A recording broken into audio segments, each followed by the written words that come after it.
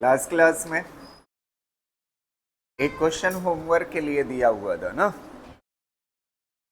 उस क्वेश्चन को आपने ट्राई किया है? एक मिनट इधर देखिए। लास्ट क्लास में एक क्वेश्चन होमवर्क के लिए दिया हुआ था, उसको आपने ट्राई किया, आंसर आया कुछ? ये वाला क्वेश्चन था, ये a planet has mass 1/10 of the अर्थ। एक प्लेनेट है जिसका मास कितना है? 1/10 है। इससे अर्थ के कंपैरिजन में। While radius is 1/3 of the अर्थ। जैसे मान लेते हैं ये हमारी अर्थ है, ठीक है, ये अर्थ है, और ये मान लेते हैं हमारा क्या है? प्लेनेट है ना। तो कह रहा है प्लेनेट का जो मास है, मास ऑफ प्लेनेट, वो अर्थ के मास का कितना है? 1/10 है। अर्थ के मास का कितना है? 1/10। और साथ साथ में रेडियस जो प्लेनेट की है वो कितना है? 1/3 है। किसके? रेडियस ऑफ अर्थ के। इतनी बात दी हुई है ना। तो ये इसका मास कितना होगा? Mass of earth. और इसकी रेडियस कितना होगी? Radius of earth. अब कह रहा है if a person can throw a stone on the earth surface to a height of 90 metre. एक आदमी क्या कर सकता है? अर्थ से अगर किसी पत्थर को फेंकता है तो कितने मीटर तक फेंक सकता है? 90 मीटर तक, अगर अर्थ की सरफेस से फेंकता है। Then he will be able to throw the stone on the planet to a height in meter। अगर वही आदमी उस पत्थर को कहां से फेंके? प्लेनेट से फेंके, तो कितनी हाइट तक फेंक पाएगा? ये क्वेश्चन था। समझ आ रही ना बात? तो इसके लिए एक रिलेशन पढ़ाया था मैंने। अगर सेम वेलोसिटी से किसी प्लेनेट और किसी अर्थ से किसी पत्थर को फेंका जाए या आदमी खुद उछले, इससे पहले वाला क्वेश्चन आदमी क्या कर रहा था? वो कूद रहा था। तो दोनों कॉन्सेप्ट क्या है? सेम है। और उसके लिए कौन सा फार्मूला होता है? G of earth into height at earth is equal to g at planet, और क्या था? Height eight plane. हाइट यानी पत्थर को फेंक सकते हैं जितनी हाइट तक, वो हाइट। समझ आ रही ना बात? ये रिलेशन मैंने कराया था और इसके ऊपर लास्ट में 3 क्वेश्चन कराए थे लास्ट क्लास में, ठीक है। तो अगर आप देखोगे यहाँ पे सबसे पहले हाइट एट अर्थ कितना है? अर्थ सरफेस से फेंकने पे 90 मीटर। तो यहाँ पे हाइट ऑफ अर्थ की जगह पे कितना हो जाएगा? 90 मीटर ना। और जी ऑफ अर्थ, जी का फार्मूला आप जानते हो, ठीक है, कितना होता है? G mass of earth divide by r e. समझ आ रही ना बात? ऐसे इसके लिए लिख लोगे। एच प्लेनेट पूछ रहा है और इसकी जगह पे क्या हो जाए? G mass of planet divide by radius of planet का स्क्वायर। कुछ कट रहा है? इसमें से काट दो, जी से जी क्या हो जाएगा? कैंसिल हो जाएगा ना। अब इसके बाद एच प्लेनेट निकालना था, ठीक है। एच प्लेनेट यहाँ से आप निकाल सकते हो। H planet is equal to कितना हो जाएगा? थोड़ा सा बताइए। इसको इधर लेके चले आइए। तो मास ऑफ अर्थ डिवाइड बाई कितना हो जाएगा? मास ऑफ प्लेनेट। यहाँ तक कोई दिक्कत नहीं ना? ये मल्टीप्लाई में था, इधर आएगा तो क्या हो जाएगा? डिवाइड में। अब देखिए इसको क्या कहते हैं? रेडियस ऑफ प्लेनेट को भी इधर ले आइए तो क्या हो जाएगा? Radius of planet divide by कितना हो जाएगा? रेडियस ऑफ अर्थ। इसका क्या हो जाएगा? स्क्वायर। और कुछ बच रहा है? क्या चीज बच रहा है? ये 90 मल्टीप्लाई में छूट रहा है, यहाँ पे क्या हो जाएगा? 90। अब देखो यहाँ से आप प्लेनेट को इधर लेके चले जाओ तो मास of earth divide by mass of planet कितने के बराबर आ जाएगा? 10 के बराबर। यहाँ पे रख दोगे 10, और यहाँ पे क्या चाहिए? Radius of planet divide by radius of अर्थ। इसको इधर लेके चले जाइए, कितने के बराबर हो जाएगा? 1/3। 1/3 का स्क्वायर कर दोगे, आंसर आएगा 100 मीटर। ठीक है, कर लीजिए इसको जल्दी से, फिर आगे देखते हैं।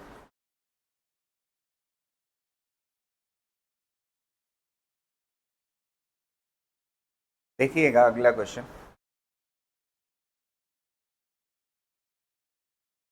2 point masses m and 4m are separated by a distance of d। एक m है और दूसरा कितना है 4m। ये हो गया आपका m और ये कितना हो गया 4m ना, कितना हो गया 4m। और कितना डिस्टेंस है दोनों के बीच में, d डिस्टेंस कितना है d दोनों के बीच में। अब कह रहा है on the line a third point mass m naught is to be placed at a point on the line such that the net gravitational force is 0। कह रहा है एक थर्ड मास है जिसका मास कितना है m नॉट है, कितना है m नॉट, उसको इस लाइन पे कहीं पे रखना है ना, ऐसी जगह पे रखना है, उस जगह पे उस पार्टिकल पे नेट फोर्स क्या हो जाए 0 हो जाए। ठीक है, तो ऐसे मान लेते हैं जस्ट हमने यहाँ पे रखा m नॉट को, यहाँ पे रखा, ठीक है। और एक वजह मैं बताऊं, देखो फोर्स लगेगा ना इन दो, अच्छा ये मास इसको किधर खींचेगा अपनी तरफ, और ये मास इसको किधर खींचेगा अपनी तरफ ना। तो अगर आप फोर्स का फार्मूला देखोगे, फोर्स इज इक्वल टू क्या होता है G m1 m2 by r square ना। अच्छा ये मास ज्यादा है तो ये तेजी से खींचेगा, और ये मास क्या है कम है तो ये कम तेजी से खींच पाएगा ना, समझ पा रहे हो ना। तो इसलिए हमने इसको करीब कर दिया, करीब करने पे दूरी क्या हो जाएगी कम, दूरी कम हो जाएगी तो फोर्स क्या लगेगा ज्यादा, फोर्स क्या लगेगा, तो समझ आ रही ना बात।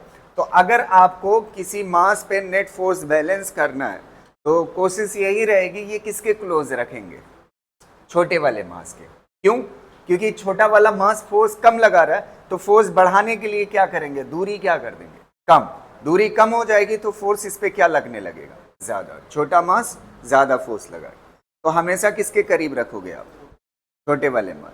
अच्छा बाहर रख सकते थे, बाहर नहीं रख सकते थे क्योंकि नेट फोर्स 0 चाहिए ना। अगर यहां कहीं रखते ना, अगर यहां कहीं रखते तो ये भी अपनी तरफ खींचता और ये भी अपनी तरफ खींचता, तो इस पे नेट फोर्स 0 नहीं होता। आपको क्या चाहिए नेट फोर्स 0, तो ये इसको अपनी तरफ खींचेगा और ये इसको अपनी तरफ खींचेगा, क्लियर रहेगा ना। तो इसलिए बीच में रखा। अब जब भी इसका दो तरीका होता है सॉल्व करने का, समझ आ रही ना बात। एक तो प्रोफेशनल तरीका है, ठीक है। प्रोफेशनल तरीका क्या है, अगर आप इस वाले मास से दूरी निकालना चाहते हैं तो मान लीजिए ये वाली दूरी आप x मान लीजिए, कितना है इस मास से ये वाली दूरी x है, समझ आ रही ना बात। तो ये वाली बची हुई दूरी कितने के बराबर होगी, d माइनस x के बराबर होगी ना, कितने के बराबर होगी। अच्छा अब ये इस पे जितना फोर्स लगाएगा उतना ही फोर्स ये लगाएगा, तो नेट फोर्स क्या हो जाएगा, तो जितना फोर्स ये लगा रहा है उतना फोर्स ये लगा रहा है। तो आप देखिए फोर्स का फार्मूला लिखिए, ये कितना फोर्स लगा रहा है G m1 कितने के बराबर है m, और m2 कितने के बराबर है m नॉट डिवाइड बाई दूरी कितना x स्क्वायर ना। ये इतना फोर्स लगा रहा है ये वाला मास। अच्छा ये वाला कितना लगाएगा G m1 कितना 4m, m2 कितना m not divide by distance कितना d माइनस x का होल स्क्वायर। अच्छा कुछ कट रहा है m m not g g cancel हो जाएगा, इसको इधर लेके चले आइए तो क्या हो जाएगा x divide by d minus x का क्या हो जाएगा होल स्क्वायर, और ये 4 मल्टीप्लाई में इधर आएगा तो क्या हो जाएगा डिवाइड, स्क्वायर इधर आएगा तो क्या बना देगा रूट, रूट बना देगा तो कितना हो जाएगा 1/2 is equal to x divide by d minus x। अब क्रॉस मल्टीप्लाई कर लीजिए तो कितना हो जाएगा d minus x is equal to कितना हो जाएगा 2x, तो d इज इक्वल टू कितना हो जाएगा 3x, तो x इज इक्वल टू कितना हो जाएगा d/3। समझ आ रही ना? मतलब आपको कितना दूरी पे रखना है, d/3। अच्छा, दो क्वेश्चन हो सकता है। अगर इस वाले मास से पूछता तब तो आप क्या करेंगे, d में से x को क्या कर देंगे, तो कितना आएगा, है 2d/3 आ जाएगा, बस आंसर हो जाएगा। अब दूसरा तरीका देखिए, दूसरा एक तरीका होता है, इसको देखिएगा। आपको कहां से निकालना है डिस्टेंस, कहां से निकालना है, छोटे वाले मास से ना। छोटे वाले मास से अगर डिस्टेंस निकालना है जहां पे नेट फोर्स क्या होगा, 0 होगा, तो आप क्या करेंगे, ध्यान से देखिएगा। ये root m1 divide by root m1 plus root m2 into क्या हो जाएगा, डिस्टेंस। ये दूरी आपको निकल आएगी। समझ आ रही ना? अब आप देखिए, जहां से दूरी निकालनी है वो मास m1 कहलाएगा, जहां से दूरी निकालनी है वो मास क्या कहलाएगा, m1 कहलाएगा। समझ आ? अगर आपको यहां से निकालनी है तो m1 कितने के बराबर हो जाएगा, 4m। अगर आपको यहां से निकालनी है तो m1 कितना हो जाएगा, m। तो चलिए हम कहां से निकाल रहे हैं, छोटे वाले मास से। तो ध्यान से देखिएगा, ये कितना हो जाएगा, पुट करिए, m1 कितना हो जाएगा, m। अच्छा, नीचे कितना हो जाएगा, ये root m plus root 4m into total distance ना। अब आप देखो, इसको सॉल्व करने में गलती होगी बच्चे से। ऊपर कितना है, रूट m, और ये कितना है, रूट 4 है। अच्छा, रूट करोगे 4 का तो कितना हो जाएगा, 2 रूट m ना। तो पहले इसको लिख लो, नहीं तो गलती हो सकती है। m डिवाइड बाई ये कितना हो जाएगा, रूट m प्लस ये कितना हो जाएगा, 2 रूट m इंटू क्या हो जाएगा, d। अब आप देखिए, यहां पे रूट m है ना, या तो सीधा काट लो, रूट m से ये क्या हो जाएगा, कैंसिल हो जाएगा। ऊपर क्या बचेगा, d, और नीचे यहां पे क्या बचा है, 1, और ये कितना, 2। 1 प्लस 2 कितना हो जाएगा, देखिए आगे आंसर। समझ आ रही ना बात? याद रहेगा, जिससे दूरी निकालने को क्वेश्चन में कहेगा, कहां से दूरी निकालने को, अभी कहां से निकाल लेते हम, स्मॉल m से, तो वो क्या कहलाएगा, m1। अगर आप यहां से निकालना चाहते हो तो ऊपर क्या रहेगा, 4m। ठीक है, कर लो इसको।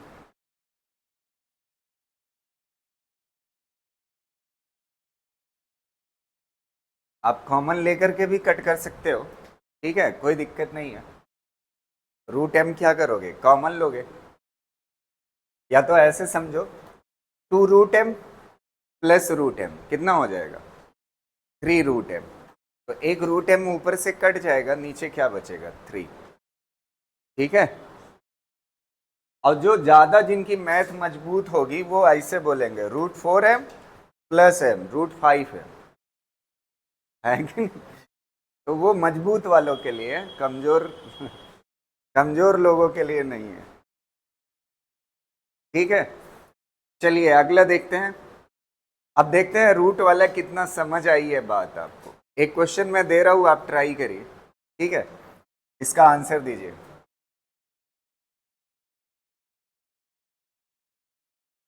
If the mass of the moon is m divided by 81, where m is the mass of the earth, find the distance of the point where gravitational field due to the earth and moon cancel each other।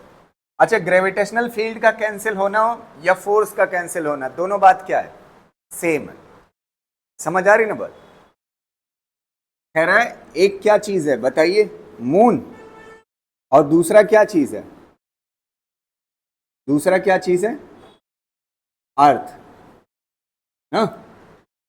ये मान लेते हैं moon है, और ये कौन है, अर्थ है ना। और दोनों के बीच की डिस्टेंस कितना मान लीजिए, d। कितना मान लेते हैं, d है। ठीक, find the distance of the point where gravitational field due to earth and moon cancel each other. मतलब जहां पे कोई ऐसी जगह बताइए जहां पे नेट फील्ड क्या हो, 0। तो जहां पे फोर्स जीरो होता है वहीं पे क्या जीरो होता है, फील्ड जीरो। एक जगह एज्यूम कर लो, मान लेते हैं यहां पे फील्ड क्या होती है, जीरो। कितना होती है, जीरो। तो अब उस जगह को बताने को बोल रहा है, वो जगह समझ आ रही ना बात।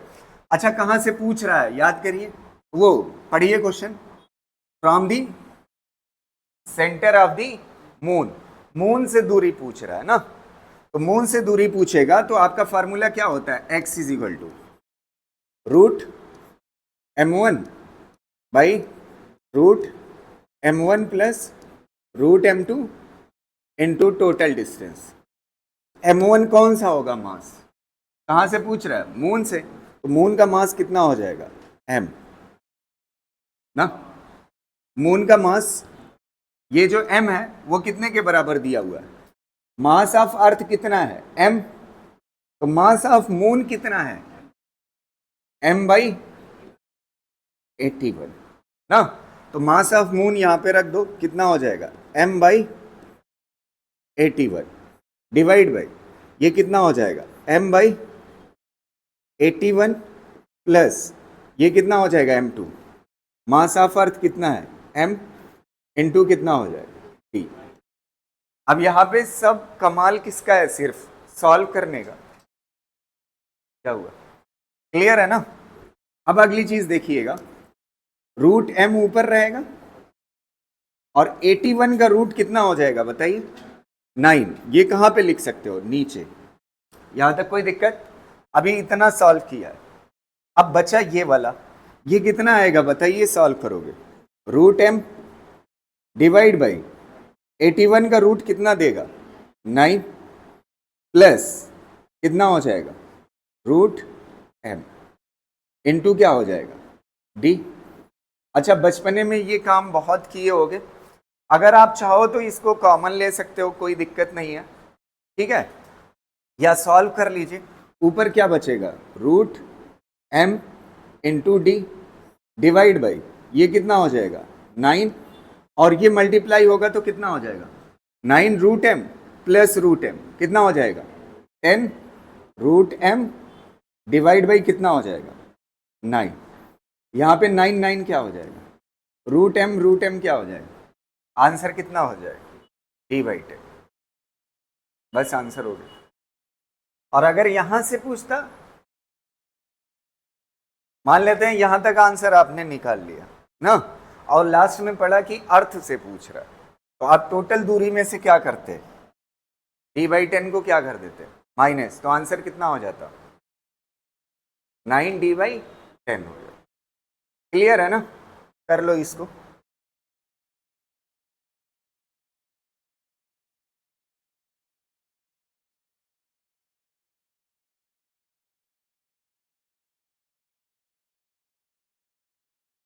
नेक्स्ट क्वेश्चन करें, देखिए इस क्वेश्चन को,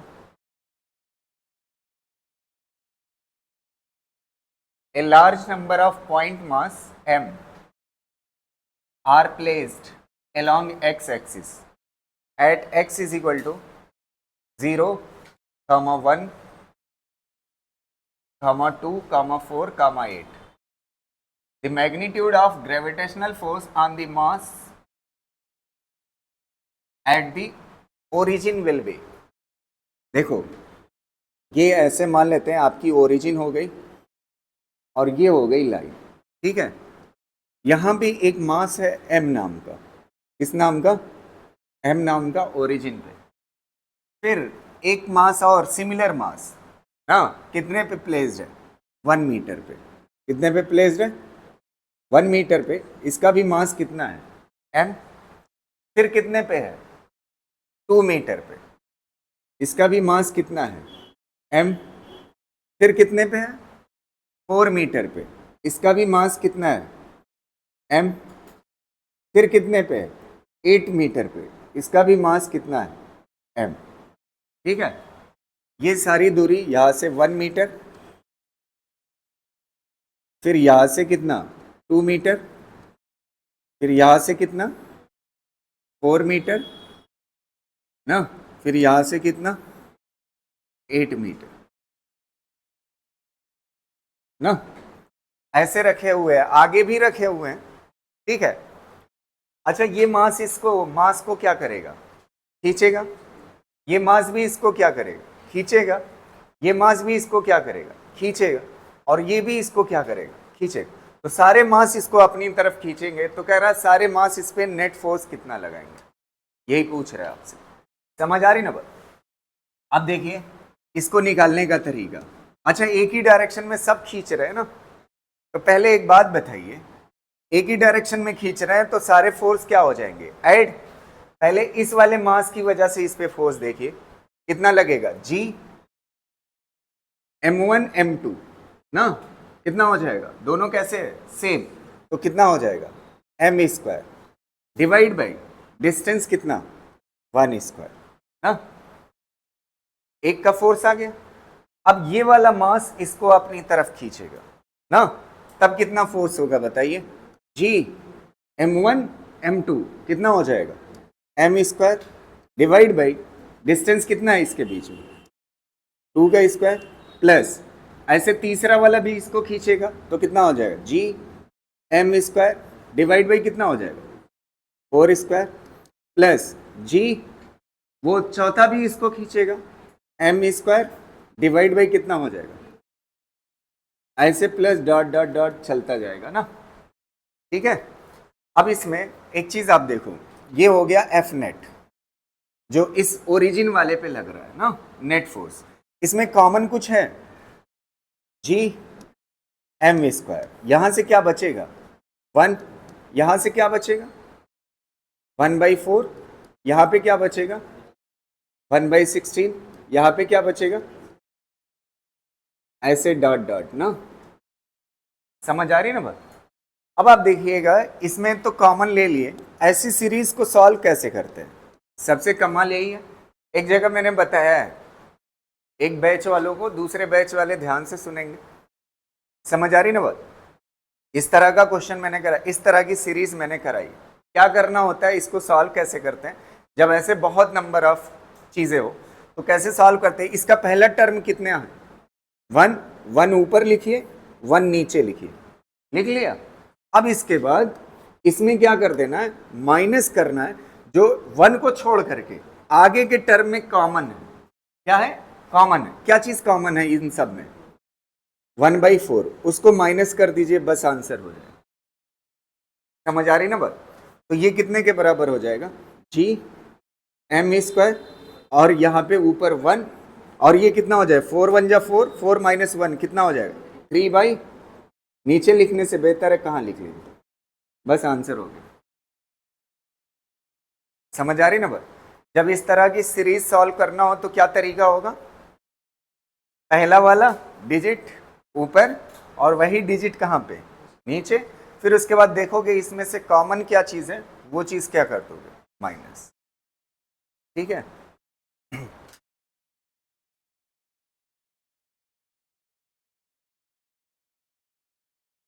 नेक्स्ट क्वेश्चन करें, लिख चुके हैं ना। अगला क्वेश्चन देखिएगा,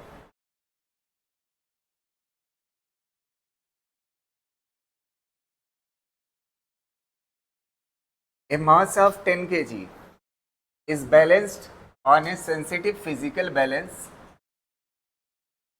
A mass of 10 kg is balanced on a sensitive physical balance. आपने गांव में देखा होगा वेट, या यहाँ भी शहरों में भी दिखता है, आज जिसको हम तराजू बोलते हैं, है कि नहीं, ऐसे होता है ना। एक पलड़े में सामान रखते हो और एक पलड़े में क्या रखते हो, वेट रखते हो, ठीक है। अब कह रहा है इसमें ध्यान से देखिएगा, ये सेंसिटिव वेट बैलेंस है, 10 kg ऑलरेडी बैलेंस है।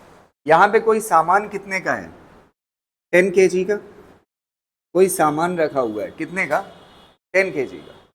तो यहाँ पे बाट कितने का लगेगा बताइए, ये जो बाट होगा वो कितने का होगा, 10 kg का। बाट कितने का लगेगा, 10 kg का। अभी ये किस कंडीशन में, बैलेंस कंडीशन में, रेस्ट में।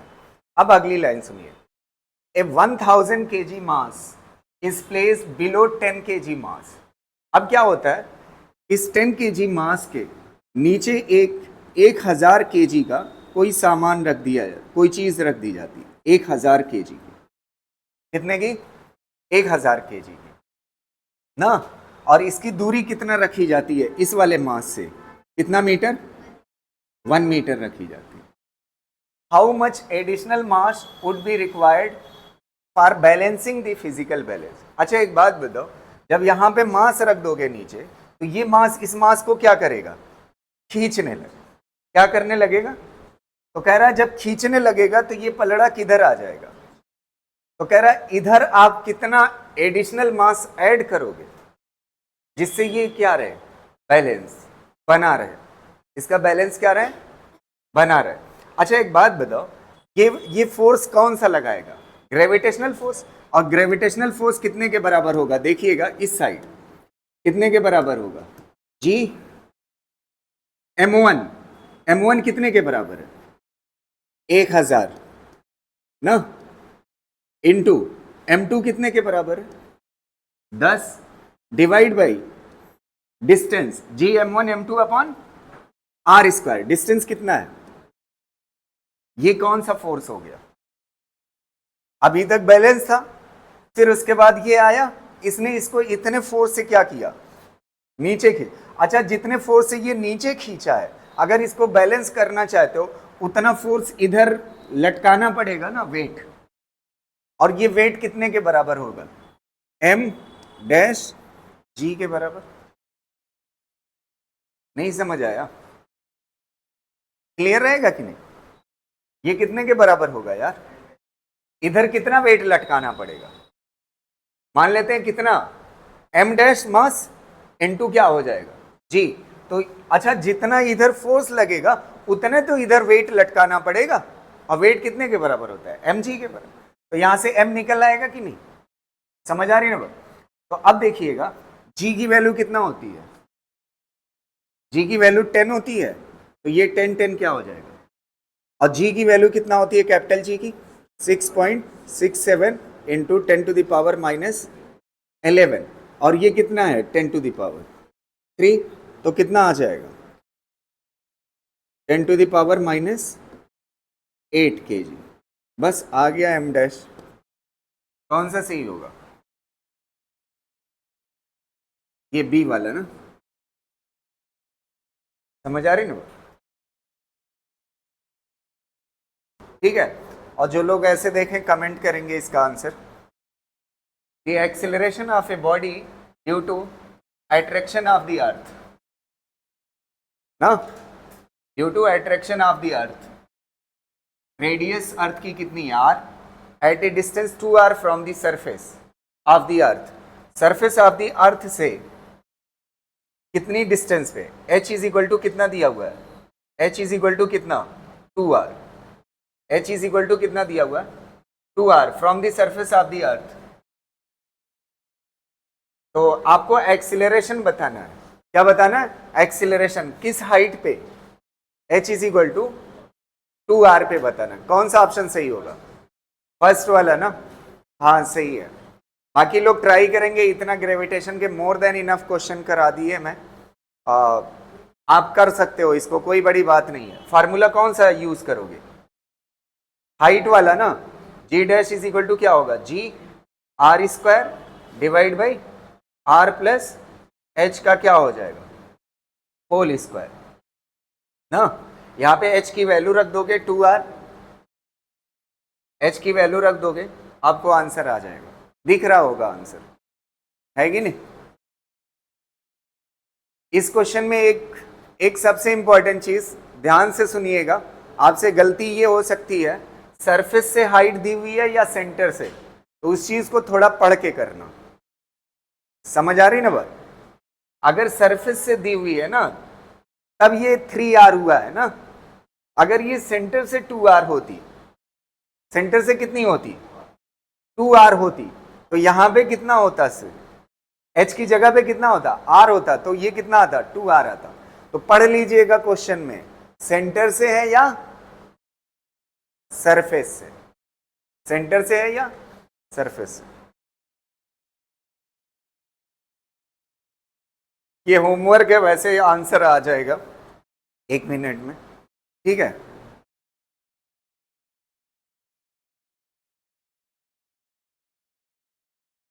लिख चुके ना, आंसर ए वाला आएगा, चेक कर लीजिएगा, ठीक है।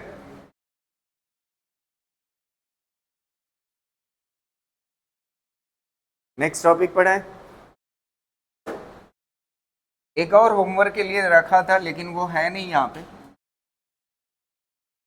Next topic, variation of small G due to rotation of earth. दो कॉन्सेप्ट हम देख चुके हैं, एक जी का वेरिएशन अगर सरफेस से किधर जाते हो ऊपर, और एक डेप्थ का कॉन्सेप्ट, दो पढ़ा है। आज हम पढ़ेंगे जी में वेरिएशन किसकी वजह से, अर्थ के रोटेशन की वजह। तो फील करिएगा, मैं सीधा फार्मूला कराऊंगा, डेरिवेशन नहीं कराऊंगा। समझ आ रही ना बात, कैसे जी की वैल्यू रोटेशन की वजह से अफेक्ट होती है, ठीक है। देखिएगा, ये हमारी मान लेते हैं क्या है, अर्थ है, ठीक है, और ये हो गई अर्थ की एक्सिस,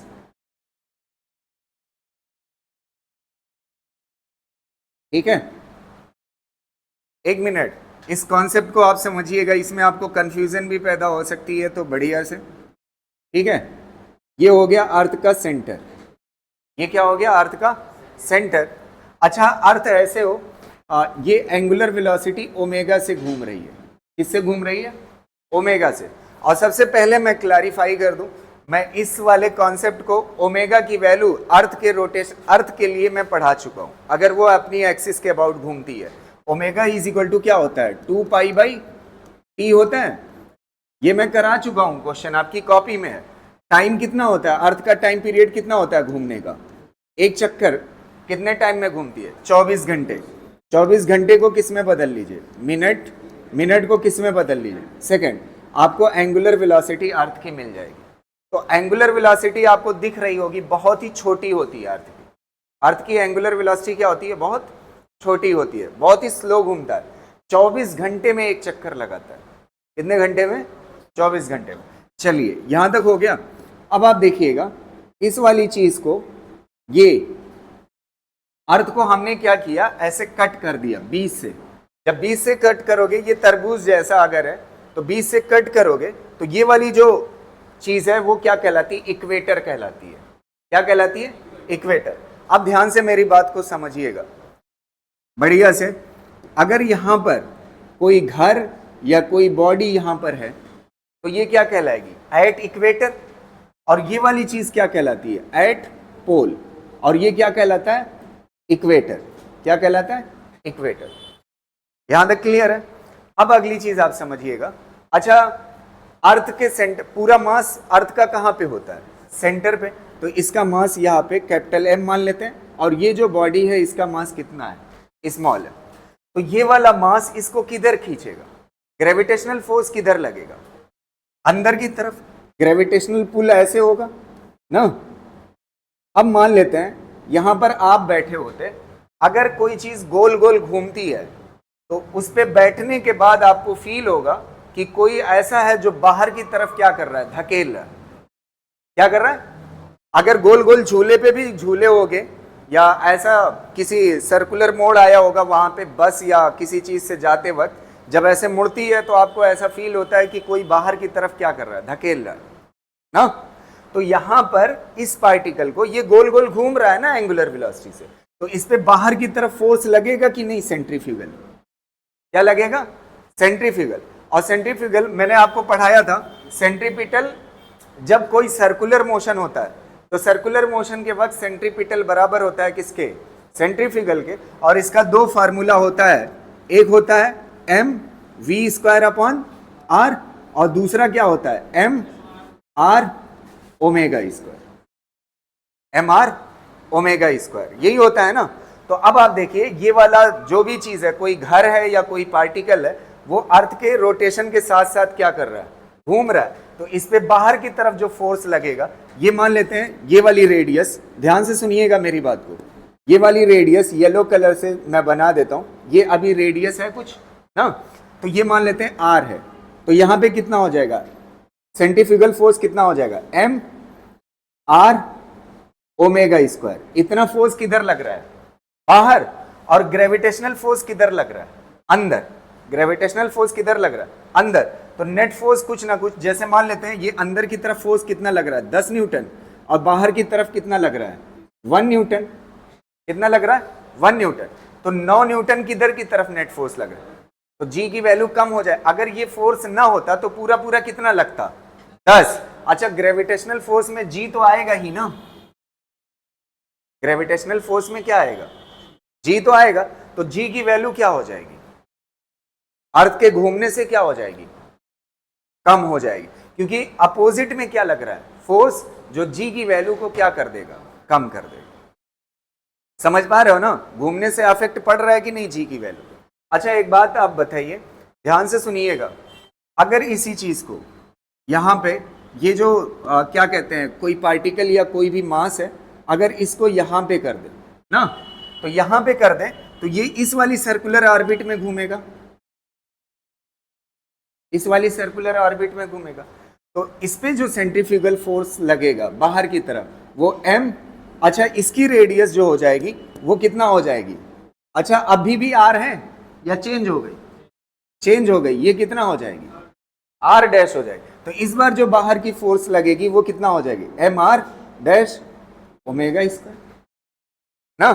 तो आपको एक बात दिख रही है कि जैसे जैसे पॉइंट बदलोगे, क्या करोगे, पॉइंट बदलोगे, तो पॉइंट बदलने से सेंट्रीफ्यूगल फोर्स की वैल्यू क्या हो रही है, चेंज हो रही है। क्या हो रही है, चेंज हो रही है। तो सेंट्रीफ्यूगल की वैल्यू चेंज होगी तो जाहिर सी बात है नेट फोर्स की वैल्यू क्या होगी, चेंज। नेट फोर्स की वैल्यू चेंज होगी तो जी की वैल्यू क्या होगी, चेंज। तो हर पॉइंट पे अलग अलग जी की वैल्यू होगी, क्या होगी, अलग अलग जी की। अब उसके लिए हमें क्या चाहिए, फार्मूला। उसके लिए क्या चाहिए, फार्मूला चाहिए। अब देखिएगा, इसका फार्मूला मैं बना दे रहा हूं, ध्यान से समझिएगा मेरी बात को। यहां पर थोड़ा सा ज्यादा क्या कहते हैं, मिक्सअप हो गया है। मैं यहां पर मास को मानता हूं और ये वाली लाइन बनाता हूं, ध्यान से सुनिएगा, ये वाली लाइन बढ़िया से समझिएगा। ये वाला कौन सा पार्ट है, इक्वेटर, और ये वाली कौन सी लाइन है जो कहां से पास हो रही, पोल से। अब आप देखिए, दो एंगल से इक्वेशन बन सकती है। कितने एंगल से, अच्छा ये वाला एंगल, ये वाला एंगल, ये वाला, ध्यान से सुनिएगा, इस वाले एंगल का नाम मैं रख देता हूं बीटा। क्या नाम रख देता हूं, बीटा। अगर इसका नाम बीटा रख देता हूं, ये हो गया बीटा एंगल। क्या हो गया, बीटा। और इस वाले को मैं नाम दे देता हूं, इस वाले को नाम दे देता हूं अल्फा ना। तो अब आप समझिएगा, ये जो बीटा एंगल है वो कहां से है, इक्वेटर से। तो बीटा वाले को बोला जाता है लैटिट्यूड एंगल। क्या बोला जाता है, लैटिट्यूड एंगल। क्या बोला जाता है, लैटिट्यूड एंगल। और ये जो अल्फा वाला एंगल है ना, इसको बोलते हैं को लैटिट्यूड। क्या बोलते हैं, को लैटिट्यूड। ये जो अल्फा है वो क्या कहलाएगा, को लैटिट्यूड एंगल। क्या कहलाएगा, को लैटिट्यूड एंगल। समझ पा रहे हो ना।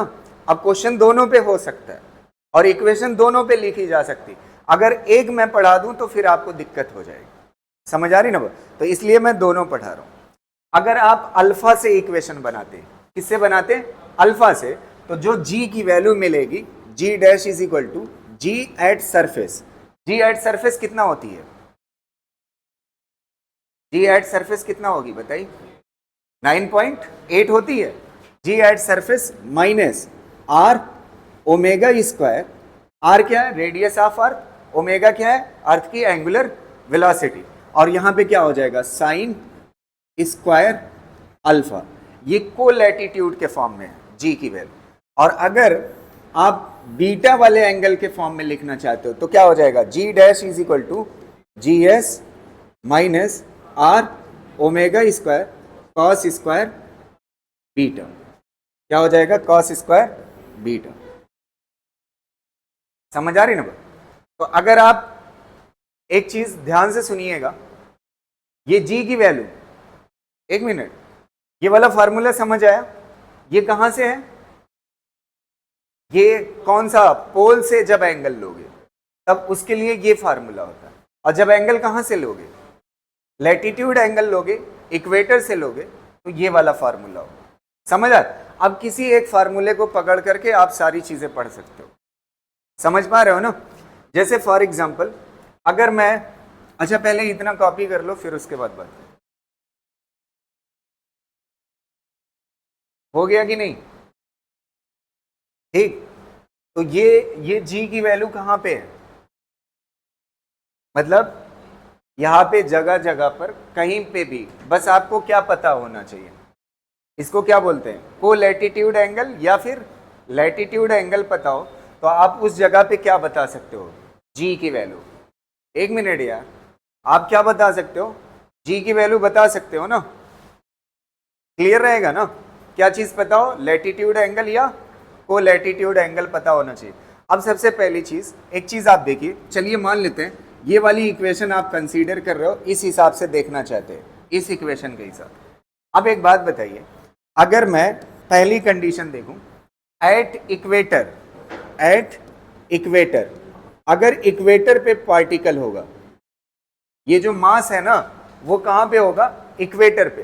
तो अगर इक्वेटर पे होगा तो अल्फा की वैल्यू बताइए कितना होगी? है ये मास यहां पे होगा इक्वेटर पे, तो अल्फा की वैल्यू कितनी होगी? 90। तो साइन 90 की वैल्यू कितना होती है? 1।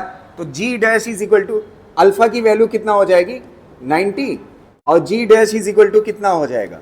जी एस माइनस साइन 90 की वैल्यू कितना हो जाएगी? 1। कितना हो जाएगा? आर।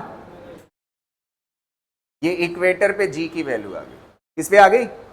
अगर आपको यकीन ना हो इस इक्वेशन से देखिए, वही आएगा। अगर इक्वेटर पे पार्टिकल होगा तो बीटा की वैल्यू क्या होगी? 0। कॉस 0 की वैल्यू क्या होती है? 1। फिर यही आएगा। समझ आ रही ना बात? किसी एक इक्वेशन को फॉलो कर लीजिए, क्लियर रहेगा ना? अब अगली चीज सुनिएगा, दूसरी चीज, अगर मैं एट पोल बात करूं, एट पोल बात करोगे तो अल्फा की वैल्यू कितना हो जाएगी बताइए? ये पॉइंट कहां पे आ जाएगा? मास कहां पे आ जाएगा? पोल पे। तो अल्फा खत्म हो जाएगा ना, अल्फा की वैल्यू कितना आ जाएगी? 0। अल्फा की वैल्यू कितना आ जाएगी? 0। अगर एट पोल बात करो तो अल्फा की वैल्यू 0 हो जाएगी, तो साइन 0 की वैल्यू क्या होती है? 0। तो जी डैश इज इक्वल टू क्या हो जाएगा? G S. और ये कितने के बराबर होता है? 9.8 मीटर पर सेकेंड। समझ पा रहे हो ना? अच्छा एक बात सुनिएगा ध्यान से, मेरी बात को इसको समझने की कोशिश करिएगा। ये कहां पे है वैल्यू? पोल पे। अच्छा पोल पे अर्थ के रोटेशन का कोई इफेक्ट पड़ा? नहीं पड़ा। अर्थ के रोटेशन का कोई इफेक्ट नहीं पड़ा। जो पोल पे होनी चाहिए था, मतलब जो सरफेस पे होती है वही कहां पे है? पोल पे। रोटेशन का इफेक्ट पोल से आगे कहां तक है? इक्वेटर। सबसे ज्यादा इफेक्ट कहां पे है? इक्वेटर पे। तो इक्वेटर पे ये जो जी की वैल्यू है वो सबसे क्या है? कम है, क्योंकि ये सबसे ज्यादा है ना ये वाला हिस्सा। अच्छा साइन थीटा की मैक्सिमम वैल्यू कितना हो सकती है? 1 से ज्यादा। तो जब पार्टिकल किस पे होगा? इक्वेटर पे, तो अल्फा कितना होगा? 90। अल्फा 90 होगा तो साइन थीटा की वैल्यू क्या होगी? मैक्सिमम। तो इससे बड़ा ये वाला पोर्शन हो ही नहीं सकता। समझ आ रही ना बात? तो जी डैश क्या होगा बताइए? अगर ये मैक्सिमम होगा तो जी डैश क्या होगा? मिनिमम। तो अगर अर्थ की सरफेस पे बात करें तो सबसे कम जी की वैल्यू कहां पे होती है? इक्वेटर पे। और सबसे ज्यादा कहां पे होती है? पोल पे। सबसे ज्यादा कहां पे होती है? पोल पे होती है। अच्छा एक बात बताओ, देखो घटती भी कितना है, ध्यान से सुनिएगा। ये ओमेगा की वैल्यू यहां से निकल आएगी।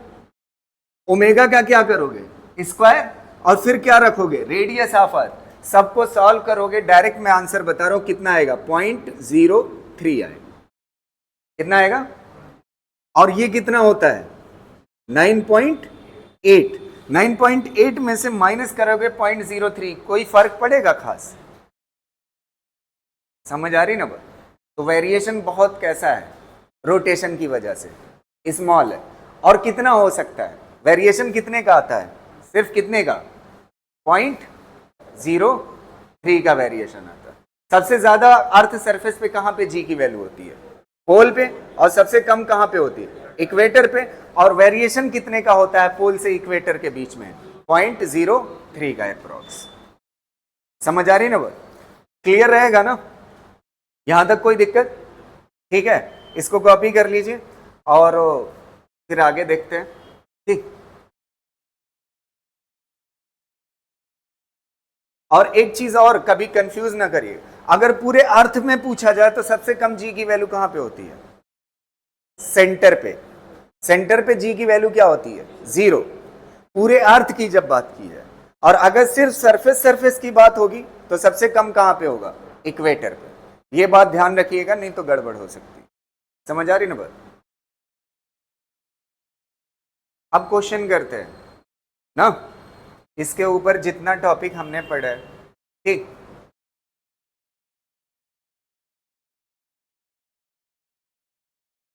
इस क्वेश्चन को लिखिएगा। What should be the angular velocity of the earth so that weight of the body at equator will be 0? ना, ये अर्थ है और ये हो गई उसकी एक्सिस ना, ये हो गया अर्थ का इक्वेटर। ठीक है, और ये अर्थ का सेंटर। अर्थ के इक्वेटर पे एक मास है, क्या है? मास है, इसको मान लेते हैं। ठीक है, रेड कलर वाला ये जो मास है वो कहां पे है? इक्वेटर पे। अब कह रहा है ये अर्थ की एंगुलर वेलोसिटी। अब देखिए आपके हाथ में दे रहा है कि आप अर्थ को घुमा सकते हैं। क्या कर सकते हैं? घुमा सकते हैं। तो आप अर्थ की ये जो एंगुलर वेलोसिटी है, आप इतना कर दीजिए कि जो यहां पे, अच्छा ये जो आदमी है ये कैसा फील करे? Weight of the body, weight of the body at equator will be 0। अच्छा, वेट मतलब क्या होता है? वेट इज इक्वल टू क्या होता है? mg ना। वेट इज इक्वल टू क्या होता है? mg। मास कैसा टर्म है? मास तो बदलता नहीं है, मास हमेशा कंजर्व रहता है। वेट किसकी वजह से चेंज होता है? g की वजह से। किसकी वजह से? g की वजह। आपसे कह रहा है कि आप इसको ऐसा घुमाइए, इतनी एंगुलर स्पीड से घुमाइए कि यहां पे जो बॉडी हो वो कैसा फील करे? वेटलेस। वेटलेस किसकी वजह से फील करेगी? जी की वजह। तो मतलब यहां पे जी की जो वैल्यू होती है वो क्या कहलाती है? जी डैश। अच्छा, जी डैश इक्वेटर पे फार्मूला पढ़े हो? क्या होता है जी डैश इज इक्वल टू? क्या है? G S minus are omega square, यही है ना। अच्छा, अगर यहां पे ये जो जी की वैल्यू है जी डैश वो कितना हो जाए? 0, तो आदमी कैसा फील करेगा? वेटलेस। तो यहाँ पे जी डैश की जगह पे कितना पुट कर दो? 0। तो यहाँ पे क्या हो जाएगा? G S minus are omega. इसको इधर लेके चले आओ, omega square is equal to क्या हो जाएगा? G S by R. तो ओमेगा इज इक्वल टू क्या हो जाएगा? Root G S by R. अगर आप चाहो तो इसको थोड़ा और सॉल्व कर सकते हो। कैसे? जी एस की वैल्यू कितना होती है?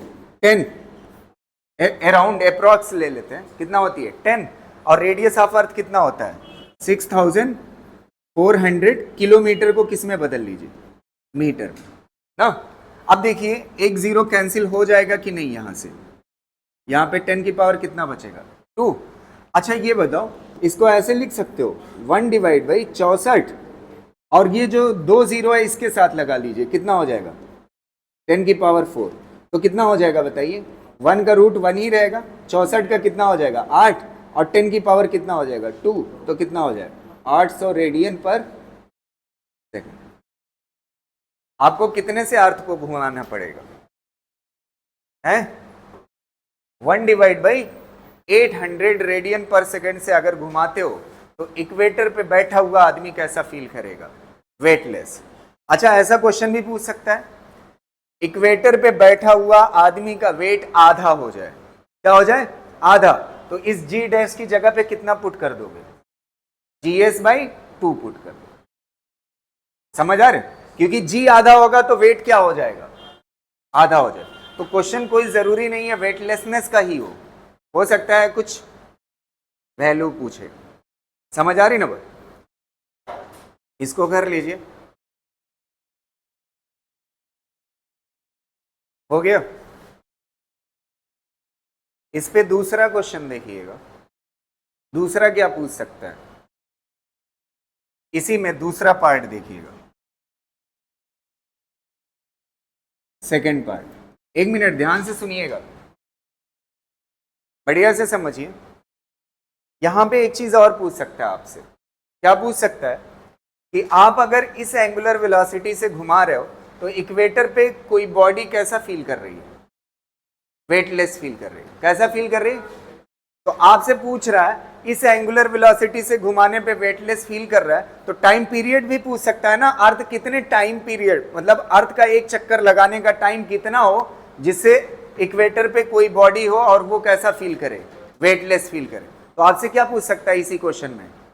Time period. तो टाइम पीरियड कैसे निकालोगे? यहां से देखिए ओमेगा इज इक्वल टू निकाले हो, ओमेगा इज इक्वल टू कितना है? जीएस बाई आर ना, जीएस मतलब acceleration due to gravity at earth से। अच्छा इसको क्या लिख सकते हो? ओमेगा को क्या लिख सकते हो? 2 pi by T is equal to कितना हो जाएगा? GS by R. तो टी इज इक्वल टू कितना हो जाएगा? T is equal to 2 pi under root R by G S. कितना हो जाएगा? R by G S. Radius of earth रखोगे और क्या रखोगे? जी एस की वैल्यू क्या रखोगे? जी एस मतलब 9.8। जब इसको रख करके सॉल्व करोगे तो जो टाइम आएगा वो 84 मिनट आएगा। इसको सेकंड में बदल लेना, 5000 समथिंग आएगा, 5024 सेकंड आएगा। तो टाइम कितना आएगा? 84 मिनट। तो कहने का सेंस ये है, एक मिनट, अगर अर्थ को आप घुमाते हो और अर्थ को घुमाने में कितना टाइम लगता है? 84 मिनट। कितना लगता है? अर्थ अपनी एक्सिस के अबाउट कितने टाइम में घूम जाती है? 84 मिनट में। तो इक्वेटर पे जो आदमी होगा या कोई बॉडी होगी वो कैसा फील करेगी? वेटलेस। जनरली अर्थ कितने में घूमती है? 24 घंटे में। अपनी एक्सिस के अबाउट कितने में घूमती है? 24। उसकी बढ़ा करके कितना कर देना है कि एक चक्कर कितने टाइम में लगा ले वो? 84 मिनट में। 84 मिनट मतलब लगभग कितना घंटे? 1.5 घंटे। 1.5 घंटे से थोड़ा सा कम ही। तो 1.5 घंटे से कम में अगर पूरा एक चक्कर घूम जाए अर्थ, तो इक्वेटर पे बैठा हुआ आदमी कैसा फील करेगा? वेटलेस फील करेगा। तो ये किसके फॉर्म में आंसर हो गया? Time period. किसके फॉर्म में? Time period. इसको कर लीजिए।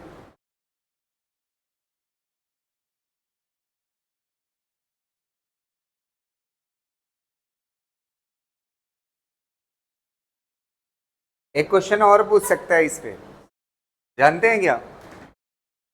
देखो, अर्थ घूम रही है तो किस एंगुलर वेलोसिटी से घूमे जिससे इक्वेटर पे आदमी कैसा फील करे? वेटलेस। या अर्थ एक चक्कर लगाने में जो टाइम लगे उसे क्या बोलते हैं? Time period. तो एक चक्कर कितने टाइम में लगाए जिससे इक्वेटर पे बैठा हुआ आदमी क्या फील करे? वेटलेस। ऐसे ही पूछ सकता है अर्थ कितनी काइनेटिक एनर्जी के साथ घूमे जिससे इक्वेटर पे बैठा हुआ आदमी कैसा फील करे? वेटलेस। आपसे क्या पूछ सकता है? Kinetic energy. क्या पूछ सकता है? काइनेटिक। तो तीसरा क्वेश्चन देखते हैं। इसको लिख चुके हैं आप? जल्दी करिए।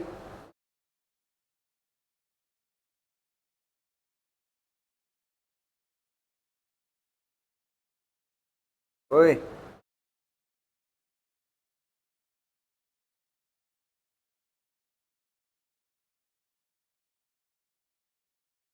लिख चुके ना?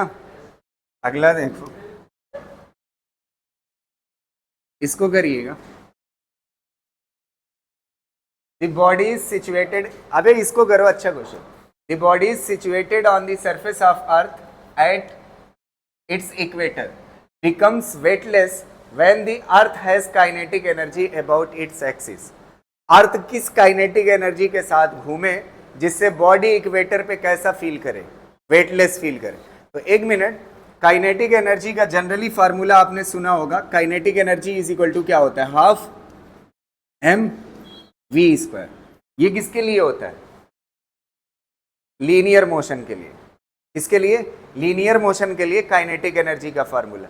यहां पे अर्थ क्या कर रही है? अपने एक्सिस के अबाउट रोटेट कर रही।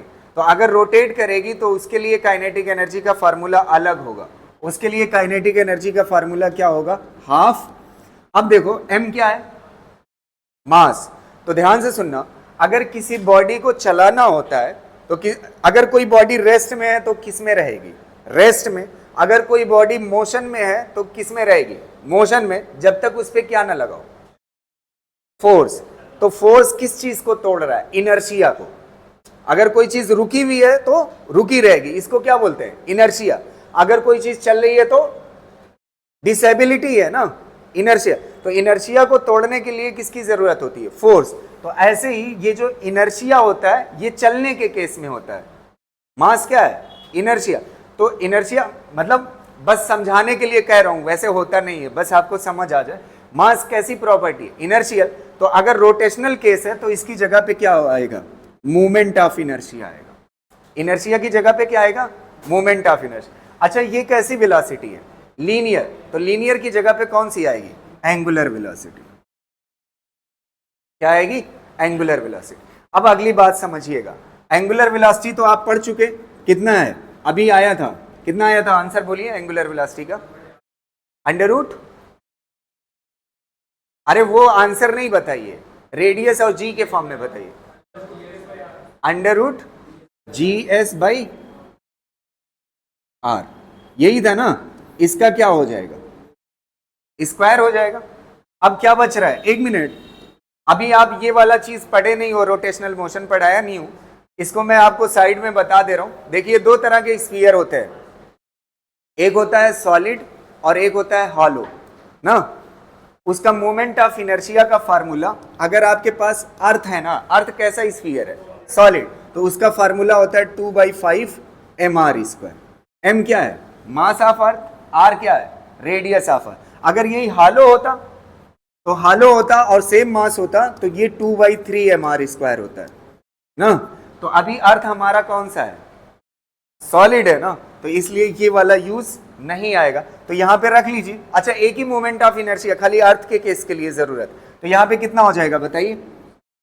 मोमेंट ऑफ इनर्शिया कितना हो जाएगा? 2/5 mr²।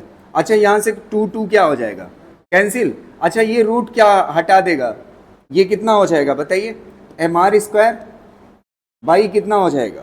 5, और ये कितना हो जाएगा? gs divide by R. एक आर कैंसिल हो जाएगा ना, तो कौन सा सही हो जाएगा? कौन सा सही हो जाएगा? समझ आ रही? क्या नहीं है? कहां थे तुम अभी तक? झूठ ना बोलो, बोर्ड पे देखते तो हो जाता। ये लीनियर मोशन का काइनेटिक एनर्जी का फार्मूला है। अब रोटेशनल, अर्थ क्या कर रही है? रोटेट कर रही है।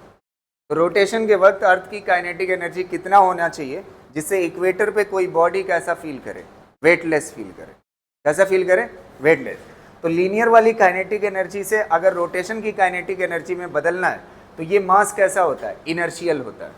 क्या होता है? इनर्शिया। बस समझाने के लिए ये बात कह रहा हूं। तो इनर्शिया की जगह पे क्या आ जाता है? Moment of inertia. Moment of inertia, जैसे कहते हैं ना, अगर किसी बॉडी को चलाना है तो चलाने के लिए क्या चाहिए होता है? फोर्स। क्या चाहिए होता है? तो अच्छा, किसको तोड़ना होता है चलाने के लिए? इनर्शिया को। अगर कोई चीज रुकी है तो रुकी रहेगी। तो ऐसे ही किसी चीज को घुमाने के लिए किसको तोड़ना पड़ता है? मोमेंट ऑफ इनर्शिया को। किसको तोड़ना पड़ता है? तो यहां पे इनर्शिया की जगह पे क्या आ जाएगा? Moment of inertia. क्या आ जाएगा? Moment of inertia. और ये लीनियर वेलोसिटी है, लीनियर वेलोसिटी की जगह पे क्या आ जाएगी? Angular velocity. एंगुलर वेलोसिटी हम निकाल चुके हैं, किस एंगुलर वेलोसिटी पे आदमी इक्वेटर पे वेटलेस फील करता है। बचा क्या? इनर्शिया। स्फीयर के लिए, अगर सॉलिड स्फीयर है तो अर्थ कैसा होता है? Solid sphere. उसका मोमेंट ऑफ इनर्शिया का फार्मूला ये होता है। बस यहां पे रख दिया, आंसर आ गया। समझ गए ना? क्लियर रहेगा ना? जैसे चलाने के लिए फोर्स की जरूरत होती है वैसे घुमाने के लिए टार्क की जरूरत होती है। किसको? टार्क की। अगर कोई चीज रुकी है तो रुकी चीज को चलाना है तो क्या लगाना पड़ेगा? फोर्स। अगर कोई चीज रुकी है तो उसको घुमाना पड़ेगा तो क्या चाहिए? टॉर्क। क्या चाहिए? टॉर्क। तो ऐसे ही अगर कोई चीज रुकी है तो उसके पास क्या है? इनर्शिया।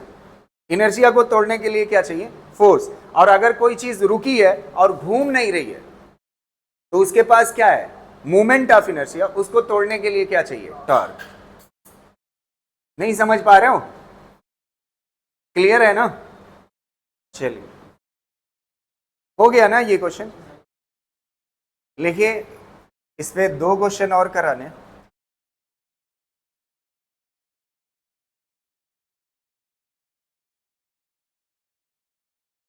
हो गया। ये वाला क्वेश्चन मेरे ख्याल से हर कोई आंसर दे, ये सिंपल सा क्वेश्चन है।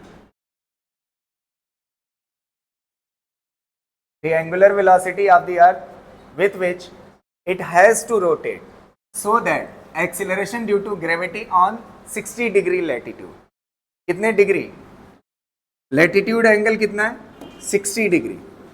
तो लैटिट्यूड एंगल यही होता है ना, ये देखिएगा, ये वाला क्या कहलाता है, लैटिट्यूड एंगल। अब यहां पे कोई बॉडी है ना, और कितने डिग्री पे है लैटिट्यूड एंगल, 60 डिग्री ना। ये वाली लाइन किसकी हो, इक्वेटर से कितने डिग्री पे, 60 डिग्री पे। अब कह रहा है यहां पे जब बॉडी है ना, अच्छा यहां पे जी का फॉर्मूला क्या होता है, जी dash is equal to G S minus are omega square. अच्छा कौन सा वाला एंगल दिया हुआ है, लैटिट्यूड ना, तो कौन सा फॉर्मूला यूज करोगे, कॉस स्क्वायर बीटा ना, कॉस स्क्वायर बीटा, यही वाला यूज करोगे ना। इस वाले एंगल को नाम क्या दिया था मैंने, बीटा दिया। यहां तक क्लियर है ना। अब इसके बाद देखिएगा, कह रहा है यहां पे आदमी कैसा फील करने लगे, देखो पढ़ो, acceleration due to gravity at 60 degree latitude becomes zero. तो जी डैश क्या हो जाएगा बताइए, जी डैश की जगह पे क्या पुट कर दोगे, जीरो इज इक्वल टू क्या हो जाएगा, G S minus are omega square. और यहां पे कॉस एंगल कितना है बताइए, कॉस 60 का क्या हो जाएगा स्क्वायर। तो ये कितना आ जाएगा, इसको इधर ले आइए, आर ओमेगा स्क्वायर, और कॉस 60 की वैल्यू कितना होगी 1/2, स्क्वायर करोगे तो क्या हो जाएगा 4 इज इक्वल टू क्या हो जाएगा जी एस ना। समझ आ रही ना बात। अब यहां से omega square is equal to क्या पूछा है आपसे, क्वेश्चन देखिए, एंगुलर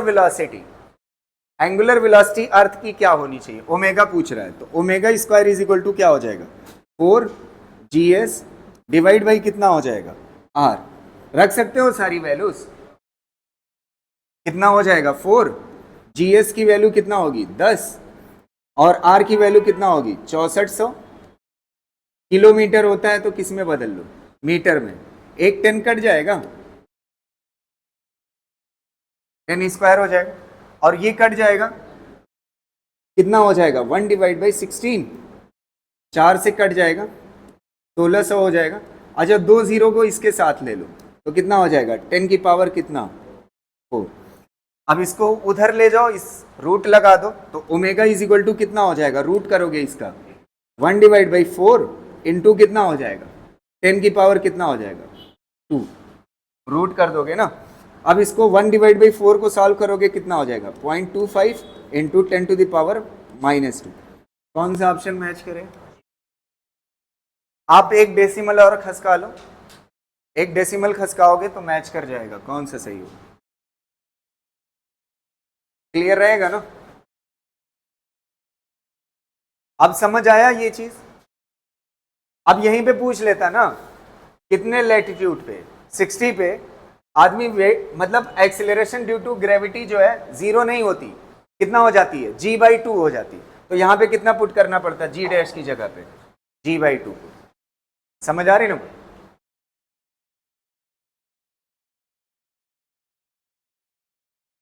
कर रहे आखिरी क्वेश्चन, ठीक है।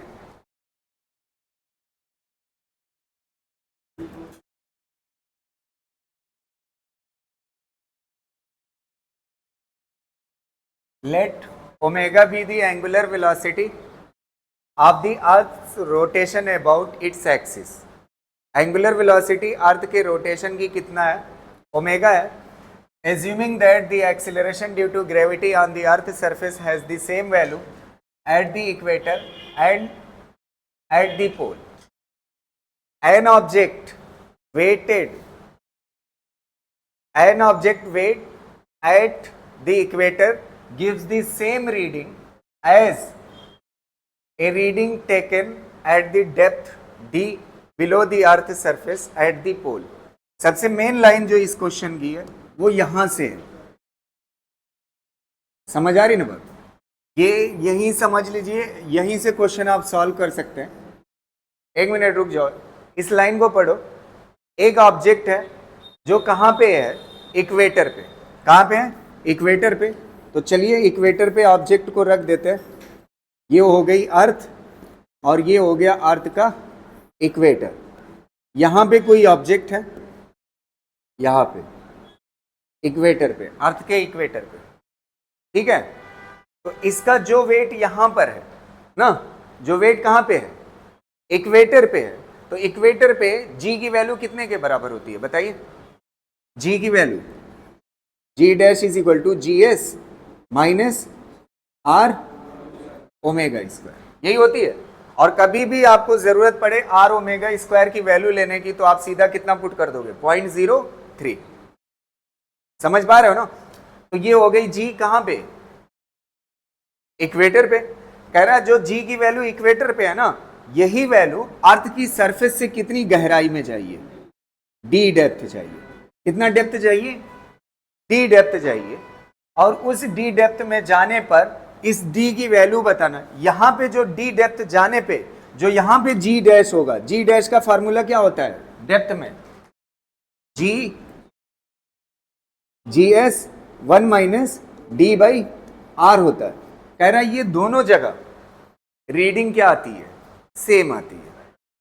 जो कहां पे आती है, पहला वाला ना, हाँ सही है, जो कहां पे आती है जी की वैल्यू, अरे भाई जी पे ही तो रीडिंग डिपेंड करेगी वेट। तो जी की वैल्यू जो कहां पे है, इक्वेटर पे है, वही सेम वैल्यू कहां पे दिखाई देती है, अर्थ सरफेस से डी डेप्थ नीचे। तो ये दोनों वैल्यू इक्वल लिख सकते हो और यहां से डी की वैल्यू निकाल दोगे। निकालो, देखो कितना आता है, G S minus are omega square is equal to कितना हो जाएगा, G S 1 minus D by R. इसको मल्टीप्लाई कर लीजिए तो क्या हो जाएगा, G S minus G S D divide by कितना हो जाएगा, आर। कुछ कट रहा है, जी एस क्या हो जाएगा, कैंसिल। और माइनस माइनस भी क्या हो जाएगा, कैंसिल। और आपको डी चाहिए ना, क्या चाहिए, डी। तो डी इज इक्वल टू क्या हो जाएगा, ये आर इधर आएगा मल्टीप्लाई में तो क्या हो जाएगा, आर स्क्वायर ओमेगा स्क्वायर। और ये मल्टीप्लाई में क्या है, जी एस इधर आएगा तो क्या हो जाएगा, डिवाइड में। तो कौन सा सही हो जाएगा, समझ आ रही ना बात? आपसे डेप्थ पूछा था, किस डेप्थ पे ऐसा होगा, समझ आ रही ना बात, डी की वैल्यू।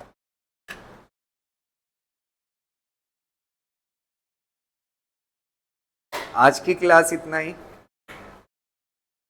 बाकी इससे आगे कल। Thank you.